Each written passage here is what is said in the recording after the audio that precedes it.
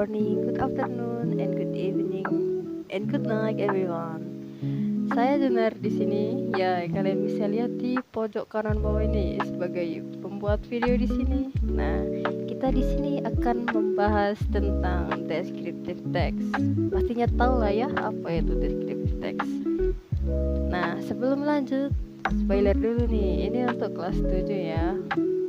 Tapi kalau mau buat untuk kelas ke atas, silahkan, boleh juga. Silahkan menikmati. Nah, kita di sini akan membahas descriptive text seperti yang ada di intro tadi, yang bertopikkan lovely home. Tapi biasanya kalau ada di buku panduan itu home sweet home ya teman-teman. Sebelum itu, alangkah baiknya kita tahu dulu apa sih descriptive text itu.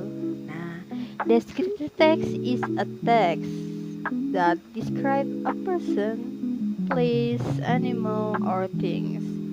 Jadi simpelnya descriptive text itu kita akan menjelaskan atau mendeskripsikan seseorang, tempat, hewan, apapun itu.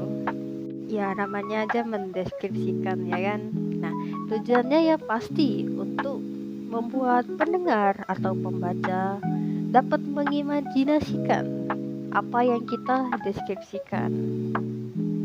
Nah, lanjut kita ke strukturnya.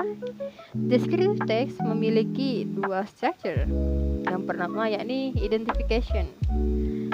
Exactly introducing the object. Jadi kita itu menjelaskan belum detail, jadi hanya bagian basic-basicnya aja.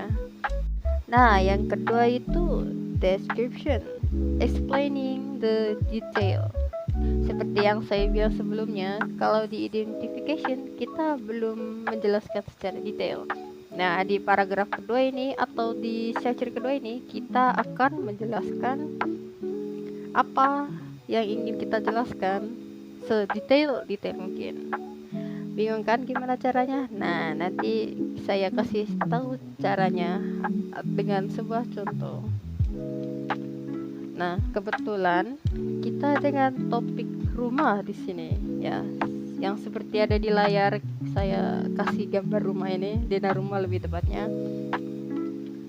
Bakalan ada seperti ruang-ruangannya dulu sebagai contoh: living room, ruang tamu, bedroom, kamar tidur, kitchen, dapur, bathroom, kamar mandi, dan lain-lain sebagainya. Sebagai contoh sentence ya, kalimat sebagai contoh yakni my house has one bedroom, yang artinya rumah saya memiliki satu kamar tidur gitu. Kita langsung masuk saja ke contoh ya, biar nggak makin bingung. Nah, di sini ada teks yang berjudulkan My Home Sweet Home. Nah, di situ kan ada dua paragraf. Kita baca dulu ya. Paragraf pertama. My house is small but comfortable. It is located in quiet neighborhood. Nah, itu paragraf pertama. Lanjut ke paragraf kedua, yakni my house has a living room, 2 bedrooms, a kitchen, and a bathroom. The living room has a sofa, a table, and a television. My bedroom is very cozy. It has a bed, a desk, and a small bookshelf. Lanjut saja ya kita ke strukturnya. Nah, di situ kan ada dua paragraf. Nah, di paragraf pertama pastinya itu adalah identification. Karena structure identification pasti akan ada di paragraf pertama. Kenapa ada di paragraf pertama? Ya, seperti yang saya bilang tadi, itu hanya akan memberitahu fisiknya dan tidak sedetail-detail itu.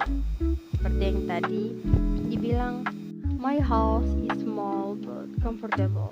Teks hanya memberitahu satu sentence saja, jadi belum sedetail itu. Kita lanjut ke paragraf kedua, yakni pastinya itu description. Kenapa? Karena dalam teks tersebut, pembuat teks atau di dalam teks tersebut memberitahu sedetail-detail mungkin apa yang ada di rumahnya.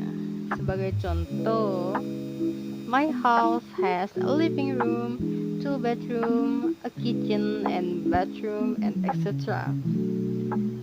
Jadi penulisnya itu memberitahu itu, di dalam rumah saya tuh ada ini loh, ada ruang tamu, ada 2 kamar tidur, dan lain-lain seperti itu. Oke. Nah, mungkin cukup tentang penjelasan deskriptif teks tentang Home Sweet Home ini. Nah, now it's your turn to describe your own home in English. Gimana tuh, Miss? Ya, seperti yang saya bilang tadi. Sebagai contoh, rumah kamu di mana? Ada berapa ruangan di rumahmu? Apa ruangan favoritmu itu? Dan lain-lain. Nah, mungkin cukup untuk di sini saja video penjelasan tentang deskriptif teks. Mungkin kalau ada salah kata pastinya ada lah ya. Mohon dimaafkan. Dan semoga bermanfaat juga. Don't worry, be happy. Wassalamualaikum warahmatullahi wabarakatuh.